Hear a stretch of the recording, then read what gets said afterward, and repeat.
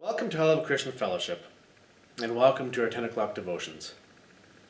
May God lift your soul. May He draw you into Himself during whatever season of life you are in. Today's psalm we're going to be looking at is Psalm 143. I've split it into two sections. Today's section, verses 1 to 6. Hear my prayer, O Lord. Give ear to my pleas for mercy. In your faithfulness, answer me in your righteousness. Enter not into judgment with your servant, for no one living is righteous before you. For the enemy has pursued my soul. He has crushed my life into the ground. He has made me sit in the darkness like those long dead. Therefore my spirit faints within me. My heart within me is appalled. I remember the days of old. I meditate on all that you have done. I ponder the work of your hands. I stretch out my hands to you. My soul thirsts for you like a parched land. Selah. We have no righteousness. And so therefore when we ask anything in God's righteous name, it's in His righteousness that we ask it. King David understood that better than many. And as he continues through this prayer, he reminds himself of the need of forgiveness,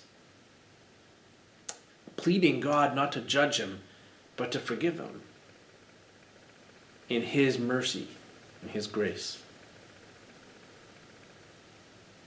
Realizing and confessing to God all the things in his life and his past, and that they are heavy in weight, heavy in mind, and heavy in spirit, to where he says, my heart within me is appalled in verse 4.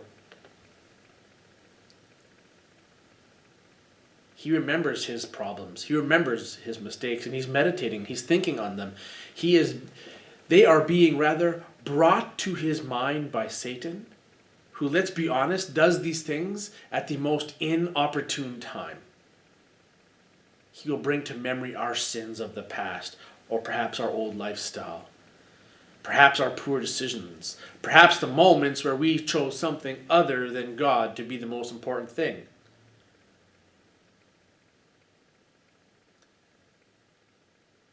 But David goes to war against that thought.